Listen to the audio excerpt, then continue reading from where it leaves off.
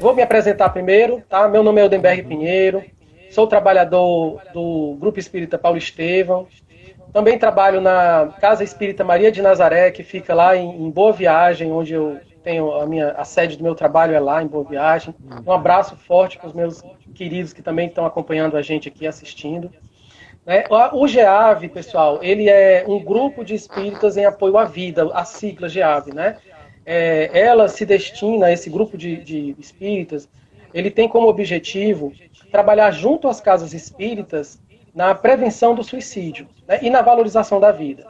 Né? Nós trabalhamos na formação de trabalhadores espíritas que vão, muitas vezes, chegam a casas espíritas, pessoas que precisam de um atendimento fraterno. E a forma como falar com essas pessoas que estão, muitas vezes, tão sofridas, tão abatidas emocionalmente, elas precisam ter um contato com pessoas que tenham a capacidade de ouvi-las, de entendê-las e saber como conduzir essa conversa. Né? Então, a proposta é essa do GEAV. Né? Nosso tema hoje é saúde mental na adolescência. Quero avisar que a nossa live, né, vai estar disponível nas nossas redes sociais, no Stories do Instagram e mais tarde no YouTube. Né? E eu, Lindenberg Castro, gostaria agora, né, que você falasse um pouco de você, né, e se apresentasse aí para os nossos amigos. Bom, eu também sou trabalhador do GEP, já há 17 anos, foi a minha primeira casa espírita que me acolheu.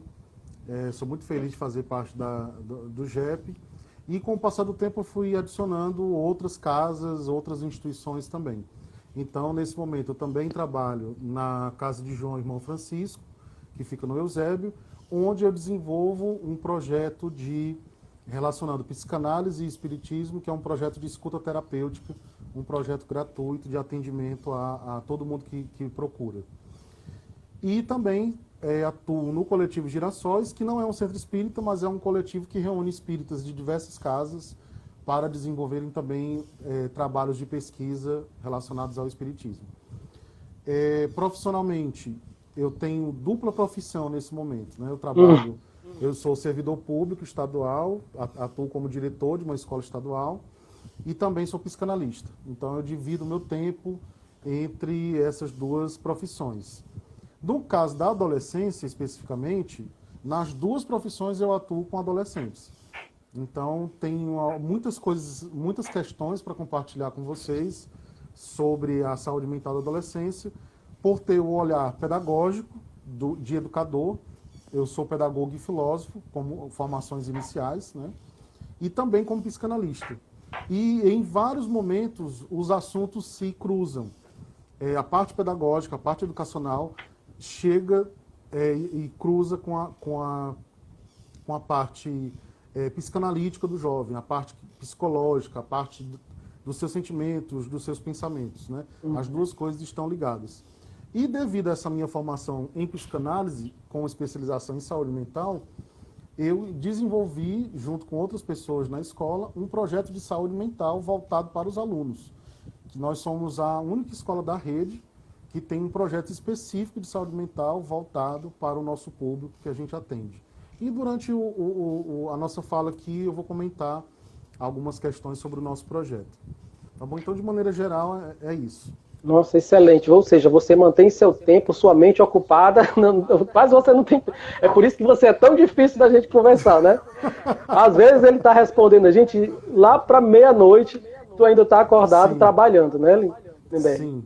Lindenberg, eu começando realmente como a gente dividiu em blocos, né, gente, para poder deixar a coisa até pedagogicamente compreensível e tudo, eu e o Lindenberg, a gente conversou, né, sobre como direcionar essa temática de uma forma bem suave. E uma da primeira pergunta que eu te faço, Lindenberg, que é assim, quando a gente fala de adolescência, juventude, né, existem visões diferentes do que seja a juventude, a adolescência.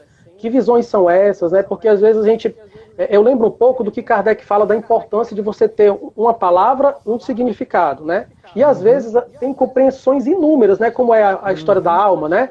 Cada um tem uma definição diferente para a alma. Mas o que seria, né, em termos assim, tanto na compreensão mesmo da saúde, né, ou de outros órgãos, a juventude e a adolescência? O que é que a gente pode compreender do termo e da... No âmbito da saúde e da educação, eu queria destacar duas visões que são úteis para o trabalho com o jovem, que é uma visão mais progressista, que ela diz respeito a uma perspectiva positiva em relação ao jovem, uma perspectiva que vai apoiar o jovem nessa fase que é muito difícil, é uma fase de transformação, é uma fase de aprender a fazer escolhas, é uma fase de construção da identidade, de fortalecimento de valores, né? Então não é fácil, ser jovem, ser adolescente não é fácil. A OMS considera a faixa etária da adolescência de 10 a 19 anos, né? Então, a faixa etária da juventude, por exemplo, vai até 29 anos, né? Então, é uma outra compreensão que a gente traz também para entender que o jovem está em processo de formação, além da idade que ele legalmente é considerado como adulto, por exemplo, né? Então, nós temos uma visão progressista, que é uma visão positiva a respeito do jovem, da juventude, da adolescência, né? E temos também uma visão plural de juventudes. Hoje já se fala no plural mesmo, porque as visões que tentam unificar características de juventude, elas acabam deixando de lado os aspectos específicos dessa diversidade de juventude que a gente tem, né? No âmbito popular, tem duas visões que a gente precisa combatê-las quando a gente trabalha com jovens. É a visão moralizante ou moralizadora, que é aquela visão de querer o tempo inteiro colocar o adolescente numa condição de inferioridade, né? É óbvio que ele está em formação, mas você lembrar a ele, ou você taxá-lo como uma pessoa que não sabe o que está fazendo, não tem responsabilidade, é inconsequente, etc., isso vai criando uma série de problemas na autopercepção do jovem. Então, definitivamente, a ideia moralizante a gente tem que deixar de lado. E aquela ideia também pessimista, de achar que não, a juventude não vai construir um mundo melhor, a juventude não vai fazer algo diferente, e a juventude vai continuar cometendo os mesmos erros da geração anterior, enfim. Quando o jovem, seja na família, na escola, ou nas suas relações, ele escuta esse tipo de julgamento, é extremamente prejudicial para a formação dele.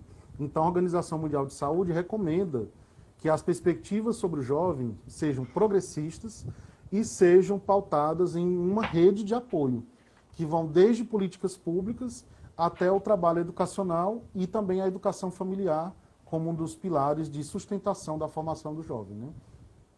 Lindenberg, às vezes até parece uma grande, ouvindo você falar, uma grande contradição, né? Porque a gente vê, às vezes, organismos internacionais dizendo: crianças, jovens, vocês são o futuro da humanidade, vocês são... E colocam aquela bola toda, aquela responsabilidade toda em cima, uma carga, até eu acho assim, justa, porque eu lembro de uma frase que o pessoal dizia assim: é preciso deixar um mundo melhor para os meus filhos, né? E aí vem alguém e diz assim: é preciso deixar filhos melhores para o mundo, né? Isso. E ao mesmo tempo, como você está dizendo, desqualifica a visão do jovem na sua integridade, né, na sua potencialidade. É uma contradição, né, que às vezes causa um impacto negativo na cabeça do jovem, né? Isso, exato. A gente encontra muitas situações de desequilíbrio dos jovens a partir dessas definições prévias que as pessoas fazem sobre eles, principalmente no seio familiar. Tanto na escola como no atendimento psicanalítico, eu sempre digo que quando eu conheço o pai ou a mãe, eu passo a entender melhor os anseios daquele jovem. Porque às vezes ele não fala completamente, porque tem a questão do espaço de confiança, né? Então, às vezes ele demora a soltar algumas informações. Mas quando você conversa com a família, você prontamente entende por que aquele jovem pode estar passando por um processo de ansiedade, de angústia, ou um processo de tristeza que se aproxima de um quadro depressivo, embora não seja depressão, né?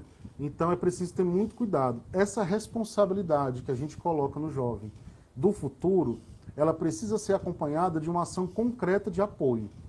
Porque senão fica apenas uma cobrança. Aí também é uma visão moralizante. Eu disse: olha, você tem que ser responsável porque você é o futuro. mas qual é o suporte que você está dando para ajudar este adolescente? Pronto, aí eu te faço uma pergunta, Lindenberg. E como fica a autovisão do jovem com essa situação, frente a isso tudo, essa carga toda que é colocada na cabecinha dele? Sim. A autovisão do jovem eu acho bastante curiosa, porque ela é múltipla, naturalmente. Nós, adultos, é que somos os enviesados, que somos...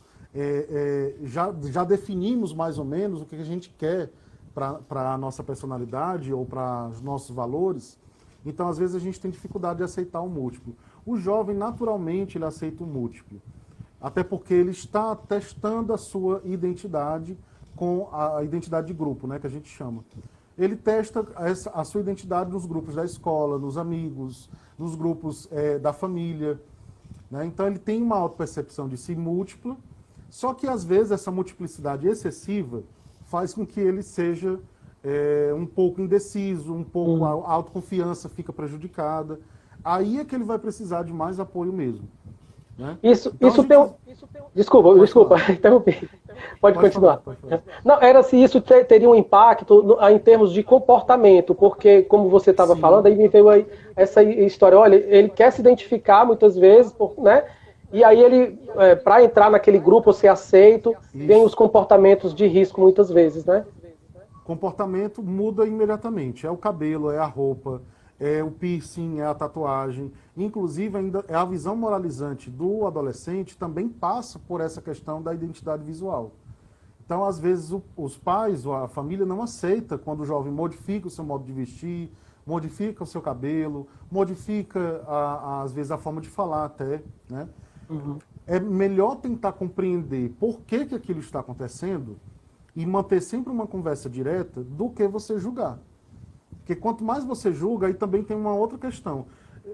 O jovem tem uma tendência a ter comportamentos impulsivos, de quebra de paradigmas. Isso é uma questão muito positiva na adolescência. Às vezes, na fase adulta, a gente passa a aceitar tudo que o mundo põe pra gente e não tem um poder de reação. A juventude, naturalmente, tenta mudar. É questionadora, né? É questionadora. E tem famílias que não suportam quando os filhos são questionadores. Quando, na verdade, é uma característica fundamental para a gente ter um mundo melhor. É você questionar o que está posto, é você lutar pelo que é diferente, é você lutar por valores que possam ajudar a humanidade. Né? Perfeito.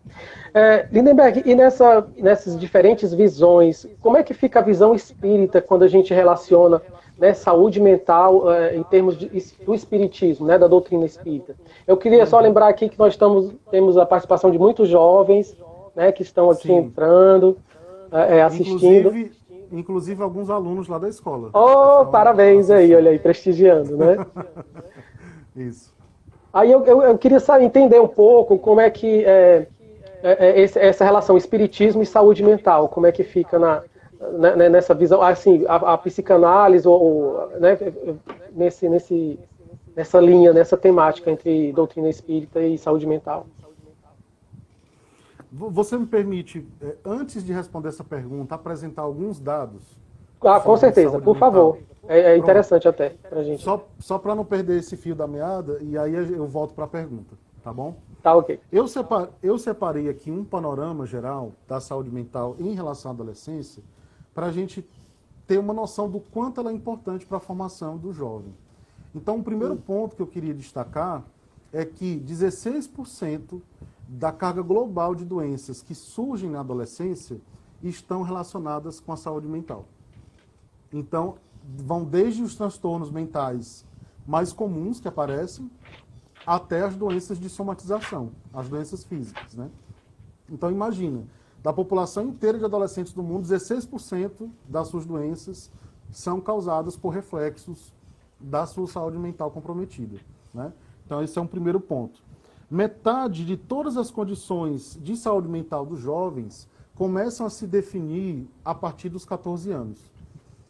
Algumas situações aparecem antes e outras depois, mas, sobretudo, a partir dessa faixa etária, determinadas condições, até porque fazem parte da mudança, né, do jovem, começam a se estabelecer ou aparecer. E aí elas precisam ser tratadas, observadas. Quando eu digo tratadas, não necessariamente por um terapeuta, porque às vezes são situações leves, né? mas elas precisam ser observadas. O jovem, se ele não tiver condições de perceber essas mudanças, cabe à família e à escola, né, fazerem esse trabalho de parceria para perceber, orientar, amparar, acolher. Independente de qualquer projeto que você vá trabalhar com adolescentes, você tem que trabalhar na perspectiva do acolhimento. Se você for na base do julgamento, você já fecha as possibilidades de diálogo. Então, como eu disse, o jovem naturalmente está aberto ao diálogo, ele é múltiplo, naturalmente ele já é múltiplo. Então, quando ele encontra situações em que ele está sendo taxado, julgado, a tendência é que ele vai se fechar para o trabalho que a gente quiser realizar com ele, né? Uhum. A depressão é uma das principais causas de incapacitação dos adolescentes, assim como adultos, né? A depressão tem uma incidência grande de incapacitação da saúde em todas as faixas etárias. Mas aqui, se ela não for tratada a tempo, se não for um processo depressivo amplo, mas se for uma tristeza recorrente, por exemplo, isso pode reverberar na fase adulta de forma definitiva. Então é preciso que nós, educadores, pais, terapeutas, possamos estar atentos a essas características que podem surgir aqui nesse período. A galera do Gruge aqui está presente. Está presente. Sejam bem-vindos. O suicídio é a terceira causa de morte na população entre 15 a 19 anos. O suicídio é um tema mais complexo, um tema mais pesado para algumas pessoas, mas a gente precisa também pautar, porque essa faixa etária de 15 a 19 anos tem sofrido muito com a incidência de suicídio. Quando a faixa etária amplia de 15 a 29 anos, que é o período da juventude, que a OMS considera, né, essa taxa sobe para ser a segunda causa de morte. Então, a gente precisa fazer um trabalho de prevenção amplo que chegue na adolescência, que chegue na juventude. Né, porque os dados estão nos mostrando, assim, uma situação periclitante sobre isso. Eu queria também registrar aqui a presença da minha amiga Gláucia, que é coordenadora de uma escola estadual também. A gente tem várias parcerias voltadas para a saúde mental, porque ela também fez psicanálise, e a gente faz essa parceria entre educação e psicanálise nas nossas escolas. Seja bem-vindo, Gláucia. Parabéns pelo trabalho, Gláucia. E a promoção da saúde mental ela é fundamental nos espaços em que o adolescente esteja presente. Então, é compreensível que as escolas, de maneira geral, não tenham projetos de saúde mental, porque não é algo fácil de fazer. Né? Eu consegui fazer devido à minha formação. Mas não é todo gestor que tem a formação em psicanálise ou psicologia para conseguir montar um projeto que una educação e saúde mental. Né? Mas seria fundamental que a gente tivesse políticas amplas de saúde mental nas escolas, porque na escola tem todo o processo não só de aprendizado propedêutico, né, das disciplinas, mas do aprendizado inicial para a vida também, junto com a educação familiar. Então é um momento de descobrimento, é um momento de você estar numa maior proximidade com os seus amigos, de fortalecer relações. Né? Se a escola não for um espaço acolhedor, ela não consegue criar um ambiente de aprendizagem positivo. E sem falar que ainda tem outras questões, como o bullying, a violência no ambiente escolar, enfim. Né? Então, eu queria destacar esses pontos, que são os pontos que a OMS considera como centrais para a gente pensar numa rede de apoio à juventude de maneira geral. Né? Aí, falando da sua pergunta sobre saúde mental e psicanálise, a OMS coloca 4 pilares de uma saúde mental em dia. Se você consegue realizar as atividades do seu dia a dia de forma tranquila, sem muito desgaste, se você reconhece as suas habilidades e competências, se você consegue trabalhar ou estudar de forma produtiva, se você consegue produzir, você sente que você está sendo produtivo, seja no estudo ou no trabalho. Meu amigo Edson, diretor do Liceu do Ceará, seja bem-vindo. E o quarto pilar, eu esqueci agora. Será que é o planejamento futuro? Aquela que você falou sobre planejar o futuro? Não, lembrei. Se você consegue contribuir positivamente com a sua comunidade. Que pode ser o trabalho, pode ser a cidade, pode ser a escola. Né? Então, esses 4 pilares. que é um funcionamento normal, seria um funcionamento normal de uma pessoa que está, né, com a saúde mental em dia. Quando a gente traz para a visão espírita, a questão fica mais complexa, porque aí surgem as questões espirituais relacionadas à saúde mental da pessoa. Então, no quadro geral, aí eu quero citar aqui o nosso grande psiquiatra cearense, terapeuta, o Francisco Cajazeiras, né, no livro dele Depressão, Doença da Alma, em que ele nos traz uma reflexão profunda sobre a incidência dos transtornos mentais a partir da reencarnação. Então, o espírito, dentro das suas vivências de vidas passadas, ele reencarna, mas ele traz ainda as suas tendências, as suas inclinações e o conjunto de aprendizados que adquiriu. Mas ele também traz os seus estados potenciais de adoecimento.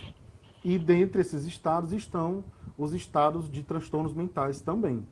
Então, ele até faz uma reflexão interessante assim, não quer dizer que o espírito que reencarne nessas condições, não quer dizer que ele vai automaticamente ter uma depressão, um processo de ansiedade ou ideação suicida ao longo da sua vida. Vai depender muito da forma como ele estiver vivendo agora. E esse ponto tem que servir como sinal para nós de aumento do amparo da juventude. Porque essa juventude de agora são espíritos reencarnados recentemente. 15, 14, 13 anos, né? É um tempo pequeno ainda da reencarnação. É o tempo de fortalecer valores, é o tempo de amparar, é o tempo de mostrar perspectivas positivas de mundo, de mostrar possibilidades de interagir e contribuir positivamente para a mudança do mundo, né? Então isso aumenta a nossa responsabilidade frente a todos esses jovens que estão conosco nos diversos ambientes. O que é que dispara um transtorno mental ao longo da vida, do ponto de vista espiritual e do ponto de vista psicanalítico? Os chamados gatilhos, né?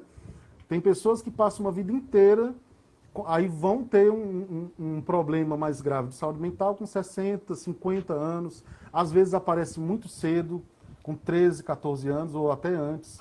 Tudo depende dos contextos que fizeram disparar esse adoecimento. Um adoecimento psíquico não surge do nada. Normalmente é um conjunto de coisas.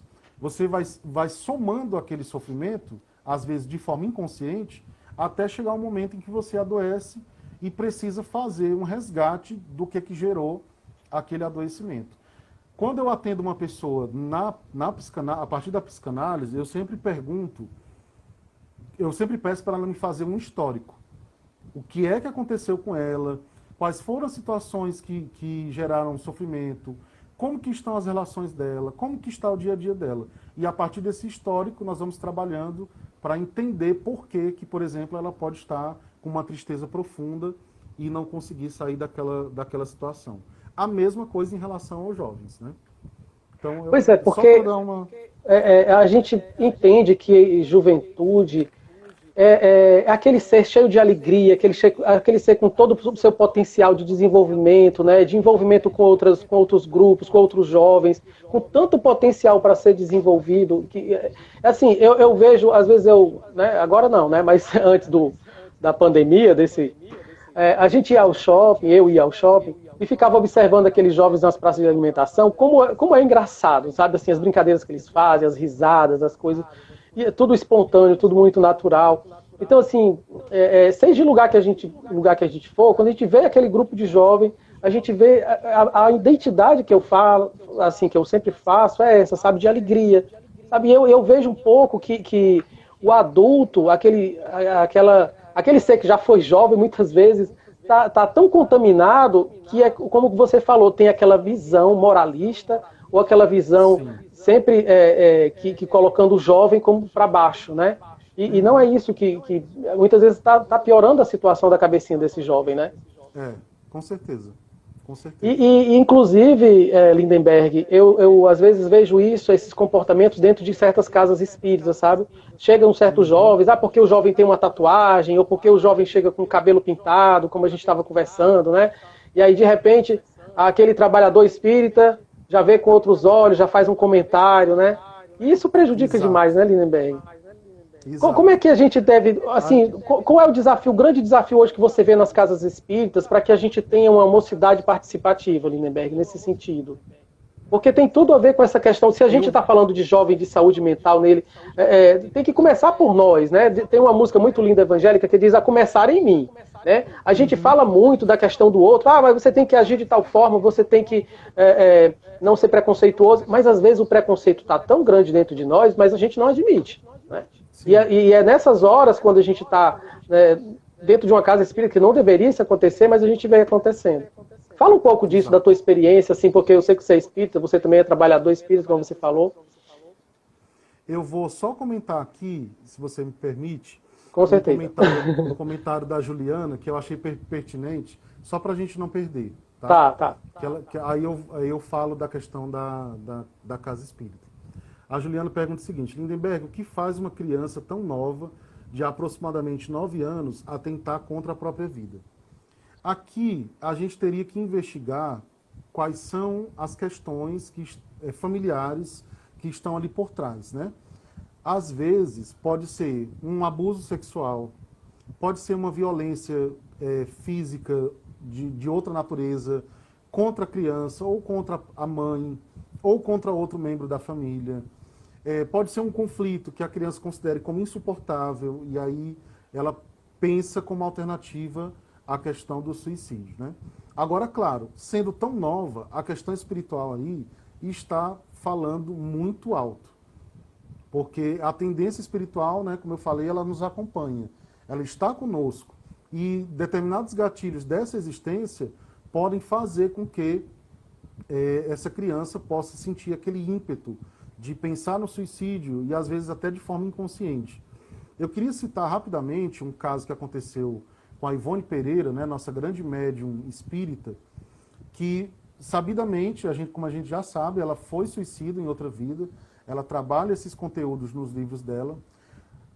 Tá aí uma autora que, se você quiser estudar sobre saúde mental e espiritismo, as obras da Ivone Pereira, perfeitas. Porque ela não traz a teoria psicanalítica, mas ela traz a vivência. A vivência dela. Exato. E aí ela conta no livro dela... eu esqueci o nome do livro. Ó. Eu estava lendo esses dias, mas é até aquele livro que a gente estava estudando do Jeppe Odenberg, da última vez. Eu esqueci agora. Fugiu também. Bom, ela no capítulo 6, ela conta que a simples proximidade dela, enquanto médium, com um espírito suicida, fazia com que ela sentisse as mesmas energias e vontade de voltar a cometer o ato. Então, isso nos traz um alerta profundo sobre as nossas tendências espirituais. Ela, racionalmente, conscientemente, não pensava em suicídio. Mas o fato de estar com a proximidade com um espírito que foi suicida, trazia para ela toda a impressão penosa e uma certa vontade de voltar a cometer o ato, né? Então, o que essa criança, da pergunta da Juliana, pode estar passando, tem vários contextos aí que podem estar envolvidos. Espirituais, contextos familiares, contextos de violência, enfim, né? Que é a história que tem a ver com o gatilho, muitas vezes que você falou, né? Que a gente não tem como, às vezes, até perceber isso, mas é bom estar sempre atento, né, a essas possibilidades. Exato. Em relação à casa espírita, eu acho muito pertinente a gente falar sobre isso, aproveitando que temos vários jovens da juventude espírita aqui, da mocidade espírita, né? O que a gente vê normalmente? A evangelização nas casas espíritas lotadas, né? Quando vai avançando na idade, vai para a mocidade, começa a esvaziar. Aí eu já vi evangelizador dizer assim: não, mas é porque é natural da juventude. Só que eu já escutei jovem dando o seguinte feedback: eu não me identifiquei mais, não é porque eu não gosto do espiritismo, é porque a casa não oferecia atividades muito interessantes. Então a gente tem dois lados, né, da justificativa. O lado do evangelizador, que diz que, na verdade, a questão do jovem é porque ele saiu porque quis, porque não gostou, e o próprio jovem dizendo: não, mas não tinha atividades muito interessantes. E aí a gente vê ainda na casa espírita, aqui o objetivo não é criar nenhuma polêmica, mas convidar, convidar as casas espíritas a fazerem uma reflexão sobre como é o trabalho com os jovens. Porque se você está num ambiente, se você não está se sentindo acolhido, não tem como você ficar nesse ambiente por muito tempo. Então, se você chega com seu cabelo pintado, com a sua roupa mais descolada, com um piercing, ou qualquer outro elemento da identidade visual que você está vivenciando naquele momento, e você acaba sendo julgado por isso, ou então imagina um jovem LGBT que pode ser julgado, ou a temática LGBT pode ser deixada totalmente de lado num trabalho de estudos voltados para a juventude, por exemplo. Então, a tendência é você ir se desgastando, se afastando, perdendo um pouco da vontade de participar, porque você não se vê lá. Né? Não se identifica. Exato. É como se a estrutura do trabalho não trouxesse o jovem para perto. Lá na escola, a gente tem vários projetos, não só de saúde mental, mas também de educação em direitos humanos. É fundamental que o jovem participe da criação, da concepção das coisas. Então, vai ter um evento, o jovem tem que ter um espaço para que ele possa opinar, para que ele possa construir junto. Vai fazer um evento na casa espírita, consulta o jovem. Sabe? Eles são muito criativos, eles naturalmente têm ideias excelentes. Olha aqui, a Gruge Casa do Caminho. Acho que o melhor que as casas espíritas podem fazer é acolher o jovem, unir forças. Uhum. O jovem tem tanto a contribuir. Ou seja, exato. Olha só que declaração linda, né? Perfeito, perfeito. A Danúzia está respondendo aqui se aquele livro não é Recordações da Mediunidade. Sim, perfeito, perfeito. É isso mesmo. É isso mesmo. Uma vez... Obrigado, Danúzia. Uma casa espírita, uma vez, pediu... Essa casa espírita, ela soube do trabalho que a gente tem lá na escola, voltado para a saúde mental e para direitos humanos. Aí veio falar comigo, pedindo para que eu ajudasse a fazer uma nova proposta pedagógica para o trabalho com a juventude nessa casa. Depois que eu descrevi tudo que nós fazíamos lá na escola, de empoderamento, de acolhimento, de fortalecimento do protagonismo juvenil e dos temas que nós trabalhamos, porque a gente trabalha gênero e sexualidade, questões religiosas, a questão do racismo, a identidade visual, projeto de vida, saúde mental. A gente tem um eixo gigantesco de temas, né? Quando eu comecei a falar para a pessoa que me fez o convite, eu notei que a pessoa foi murchando. Porque na visão dela, o trabalho com a juventude tinha que ser na mesma lógica apenas evangelizadora, e não contextualizando os temas da evangelização com o mundo. O jovem está inserido no mundo, nós estamos inseridos no mundo. Não tem como você fazer um estudo do espiritismo apenas teórico, principalmente para o jovem. Então, o jovem tem essa vivência natural desses temas, e quando a gente consegue conectar com o espiritismo, perfeito.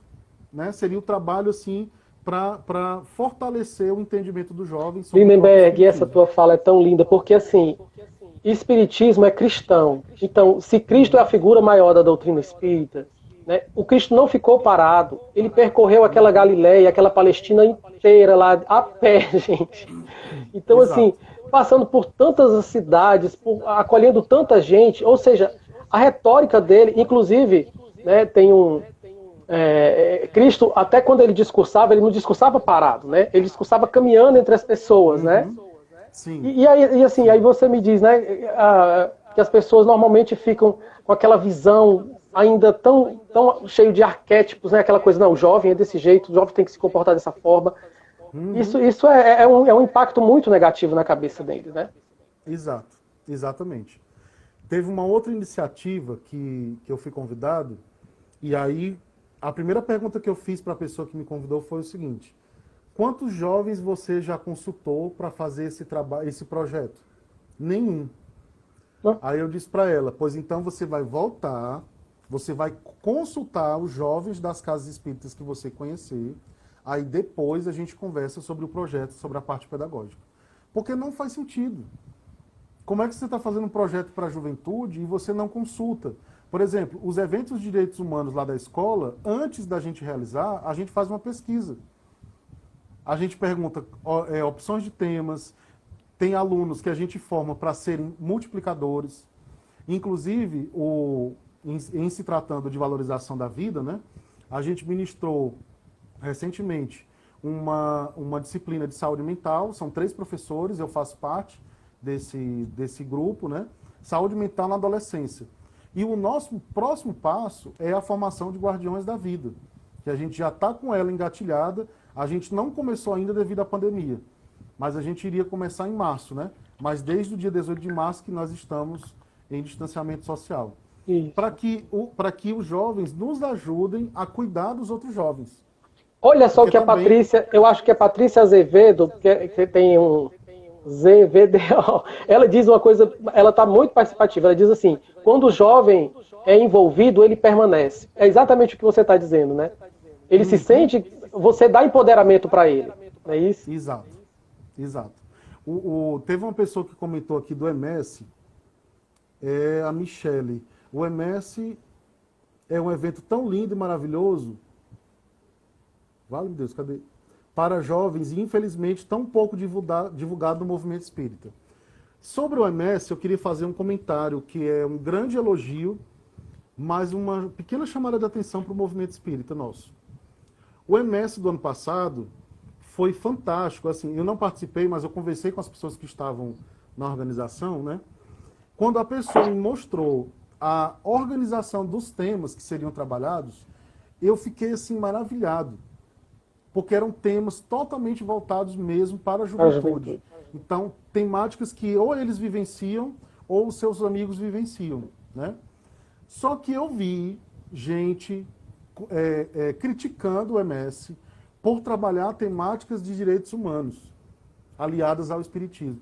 Gente, pelo amor de Deus, não tem como. Primeiro, as temáticas de direitos humanos são naturalmente ligadas à doutrina espírita. A doutrina espírita não concorda, por exemplo, com injustiça social. A evolução espiritual ela tem que ser também no âmbito geral. Ela não é só no âmbito individual, o Wildenberg evolui sozinho e eu evoluo sozinho. Essa evolução também tem que chegar nas instituições e nas condições sociais melhores, né, para os espíritos que vêm para as próximas gerações.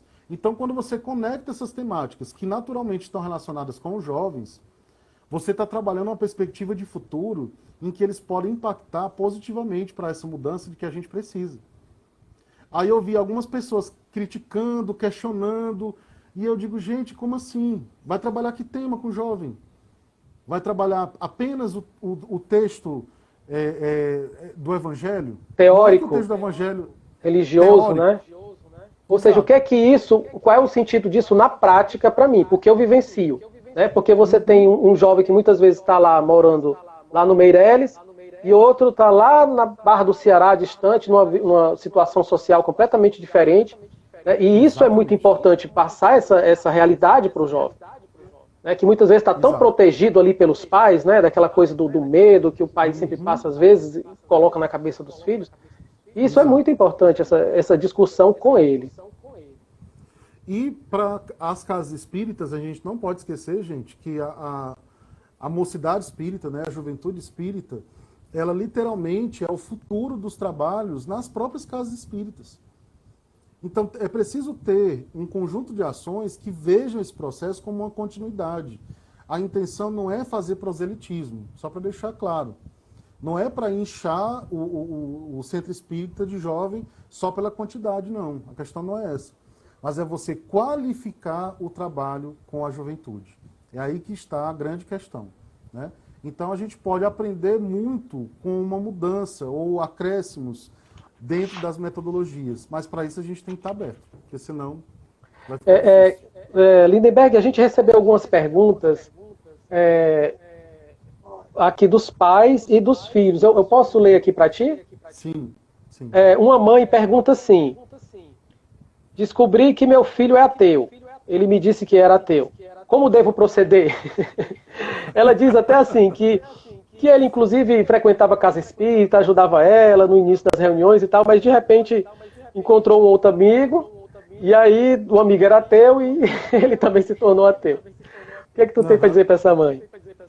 Gente, eu achei super curiosa essa pergunta, mas ao mesmo tempo, a coisa mais natural é o jovem querer buscar o seu próprio caminho. Então, a quebra de paradigmas para o adolescente ela é muito natural. Então, se ele vinha num processo de frequentar a casa espírita, acompanhar a mãe, mais do que natural é o desejo dele de testar uma outra perspectiva. Então, de repente, a escolha de ser ateu, a perspectiva de ser ateu, pode ser algo apenas temporário, ou, se não for temporário, for para a vida inteira. A gente também não pode ter uma visão moralizante, porque ser religioso não é garantia de que você seja uma pessoa ética, né?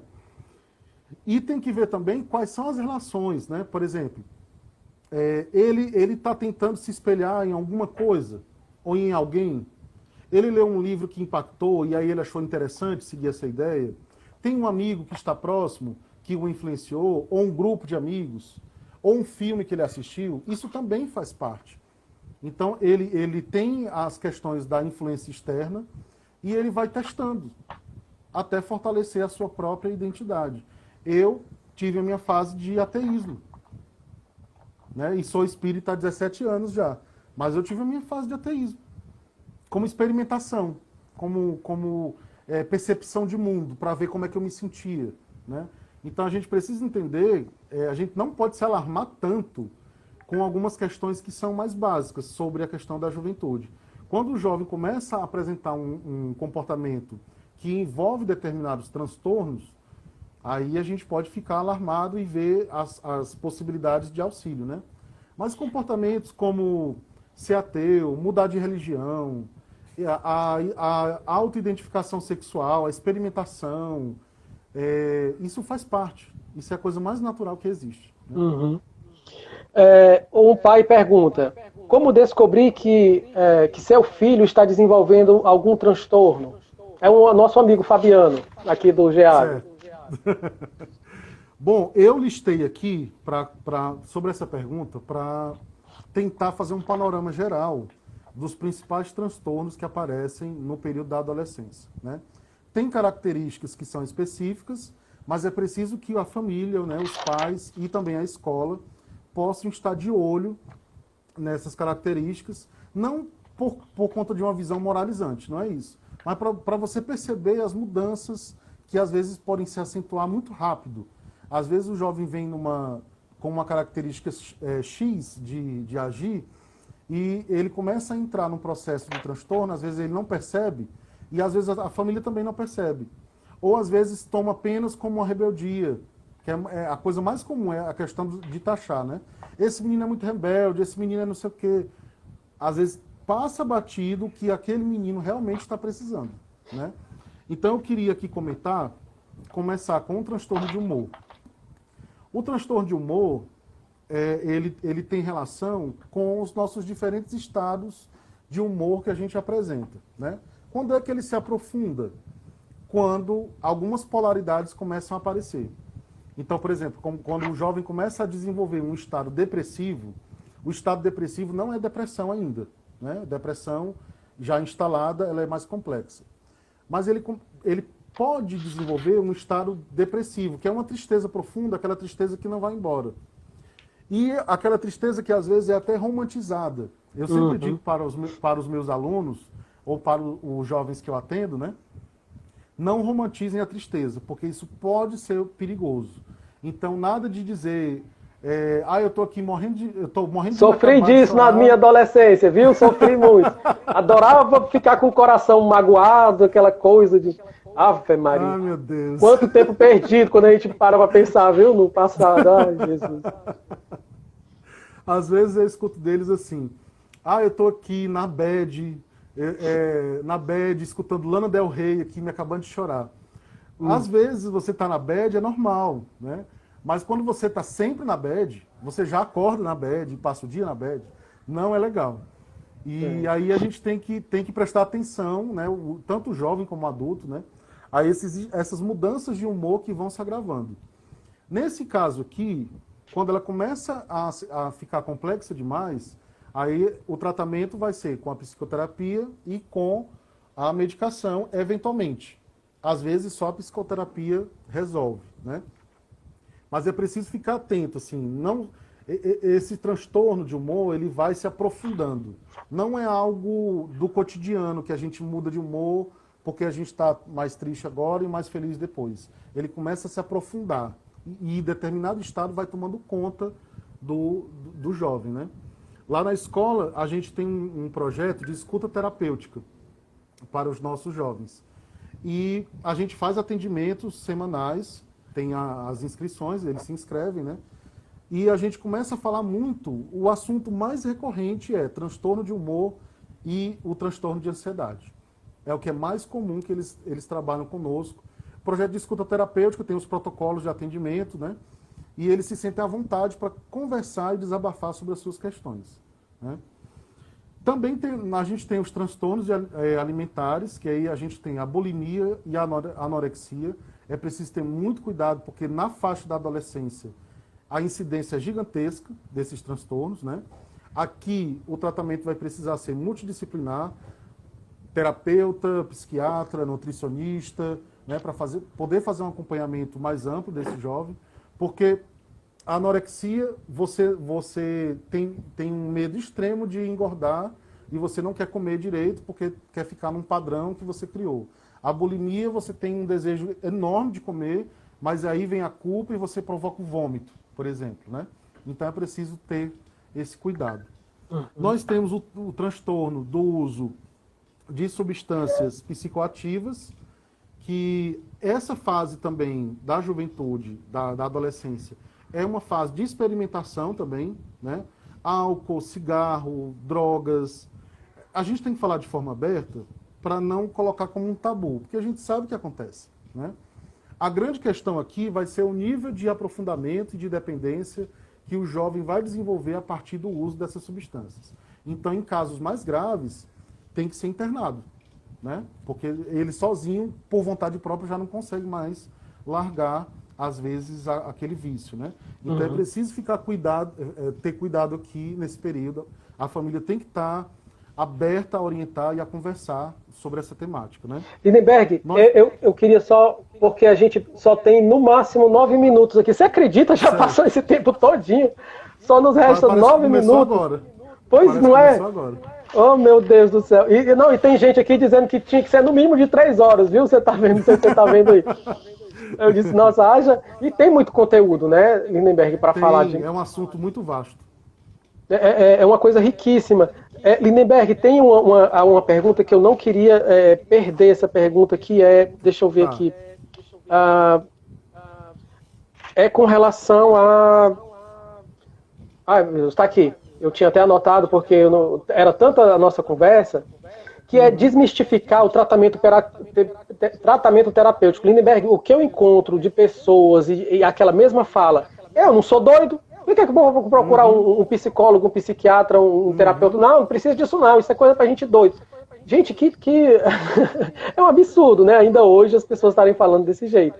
Eu queria que tu desse um pouquinho a tua palavra nesse sentido, e depois aí, quando faltar 5 minutos, eu te peço para tuas considerações finais, tá certo? Tá, beleza, tá bom. Eu quero começar essa resposta dizendo que o terapeuta precisa de terapeuta, certo? É normal que o terapeuta ele tenha também o seu terapeuta. Até porque o terapeuta recebe muitas informações dos outros, né? Que eventualmente se misturam um pouco com as suas questões, e aí ele precisa trabalhar também essas questões para refiná-las, né? Então, o que é que eu estou querendo dizer com isso? A terapia tem 2 informações que eu considero iniciais sobre ela. Primeiro, você não pode criar uma dependência dela ao ponto de achar que você só vai viver bem a partir de um processo terapêutico, né? Como se o terapeuta fosse resolver para você as suas questões. Eu sou muito claro quando eu vou atender uma pessoa, seja na escola ou no atendimento psicanalítico, que eu digo logo assim, olha, a proposta da psicanálise é a cura através da fala. Mas não é o terapeuta que vai resolver ou que vai ditar para você o que você vai fazer. Não existe essa perspectiva. O terapeuta vai lhe ajudar a desconstruir algumas ideias que podem estar falseadas na sua percepção e indicar possíveis caminhos. mas sempre com a perspectiva de que a pessoa é que precisa perceber algumas questões, né? Então a gente não trabalha com respostas prontas. Tem gente que começa o atendimento comigo já perguntando por que isso acontece comigo. Eu digo para a pessoa, não sei. Porque às vezes a pessoa quer uma resposta muito rápida, né? Então, o primeiro ponto, a gente não pode achar que para viver bem a gente precisa de terapia enquanto dependência, né? Num outro sentido, que é o aspecto positivo do que eu considero de você procurar um terapeuta, é de você não esperar a doença se instalar para você procurar. Às vezes, quando a pessoa procura um terapeuta, ela já está num nível de depressão tão profundo que o trabalho fica muito mais difícil para ela e para o terapeuta, né? Eu conheço diversas pessoas que fazem terapia como prevenção. Elas não estão com nenhuma questão urgente, elas não estão com nenhuma situação ruim acontecendo, mas elas mantêm o trabalho com o terapeuta como prevenção. E aí elas conversam sobre tudo. A gente precisa ter uma pessoa com a qual a gente possa conversar, porque às vezes a gente não consegue ter essa pessoa na família, às vezes a gente não consegue ter essa pessoa entre os amigos. O terapeuta pode ser essa pessoa para lhe ajudar, lhe escutar, né? E lhe ajudar a ressignificar algumas questões que são importantes para você. Então, esse jargão popular, né? Ah, eu não vou procurar um terapeuta porque eu não sou doido. A gente precisa desconstruir, porque, na verdade, a prevenção do transtorno mental é a melhor saída para nós. Gente, os dados não são animadores no mundo. A gente precisa ser também assertivo quanto a isso. A gente tem 400 milhões de pessoas com depressão. No caso de ansiedade, no Brasil, só no Brasil são 11 milhões, né? E a gente vê que uma incidência absurda de adoecimento psíquico advém do não tratamento das questões. A pessoa vai adiando esse tratamento ao longo da vida. Aí, em algum momento, aquilo estoura em forma de doença. E uma vez que o transtorno mental se instala, vai exigir um trabalho muito maior para fazer o tratamento. Tem um esqueminha que a Organização Mundial de Saúde faz sobre isso, que são os 3 níveis da saúde mental. É a saúde mental básica do cotidiano, o problema de saúde mental, que é quando algumas questões começam a sinalizar para a gente, mas a gente ainda não consegue trabalhar, às vezes não tem coragem suficiente, não tem tempo, às vezes não tem dinheiro, ou às vezes não percebeu, né? Mas quando chega no 3º nível, que é o nível do transtorno, aí o tratamento vai ser inevitável. Então, se a gente puder fazer a prevenção, né, é muito melhor. E se você não quer fazer um processo terapêutico tradicional, com um psicólogo, psicanalista ou um psiquiatra, né, você pode recorrer a terapias que a gente chama de práticas integrativas. Tem gente que faz processo terapêutico com constelação familiar, com meditação, com arte-terapia. Então, tem um leque gigantesco. Não tem só a terapia, aquela do divã, que você fica conversando com o terapeuta, não. Tem um leque gigantesco. Né? Lindenberg, 3 minutinhos. Como toda coisa gostosa que a gente está vivendo, né, a gente não quer se despedir desses momentos prazerosos, né? Os jovens que estiverem assistindo, né, que tiverem, já terminou e tal, mas que precisarem de uma conversa, precisarem de um apoio, precisarem de tudo isso de toda essa riqueza do material que você expôs aqui, como é que eles fazem para contactar alguém, para tentar conversar, expor o que está sentindo? Eu queria que você também, junto com essa minha pergunta, você também deixasse suas considerações finais, seus abraços, para quem você quiser passar. Eu queria só registrar aqui os nossos amigos do Ágora Espírita de Recife. Sejam bem-vindos, boa noite. Que bom que vocês estão aqui conosco. Nesse período agora, os projetos de atendimento terapêutico gratuitos têm se multiplicado, por uma questão de necessidade mesmo. Eu mesmo tenho feito diversos atendimentos, desde o início do distanciamento social, atendimentos terapêuticos gratuitos, por telefone, por videoconferência, pelo WhatsApp, enfim, da forma como for mais confortável para a pessoa, né? E no Instagram tem diversos projetos que você pode procurar para esse atendimento terapêutico gratuito. Tem um projeto chamado Plantão Psicológico, basta você pesquisar dessa forma no Instagram, Plantão Psicológico. O Instituto Biedot, ele faz um cadastro para atendimento gratuito, só que eles não estão fazendo atendimento à distância nesse momento, mas eles estão recebendo o cadastro para fazer esse trabalho depois. Eu acho que na página do GEAV foi postada também um outro projeto ligado ao UES, eu não tenho bem certeza, mas a gente pode pedir a Juliana ou o Grey para fazer essa postagem na página do GEAV, né? Berguinho deu 1 minuto agora. Olha esse tempo. Então tem muitos projetos gratuitos nesse período. Basta procurar no Facebook ou no Instagram que você encontra. Tá? Eu também tenho o meu projeto de escuta terapêutica gratuita nesse período. Então, se a gente está precisando conversar, vamos conversar. Gente, olha, está terminando o nosso tempo. Queria agradecer a participação de todos vocês. Lindenberg, muito obrigado, Lindenberg, né, por você estar conosco. Passar todas essas informações para os nossos jovens. Está aqui contando o tempo, aparecendo 20 segundos e contando. Então, desejo a todos, fiquem com Deus, né? Uma saúde mental para todos nós, inclusive num momento tão delicado como esse. Então, eu acho que a mensagem que fica para todos nós é muita paciência, sabe? Sim. Muita humildade nos nossos corações para lidar com os problemas dos nossos semelhantes também, que não são muito diferentes dos nossos, né? Então, uma boa noite e fiquem com Deus. Obrigado.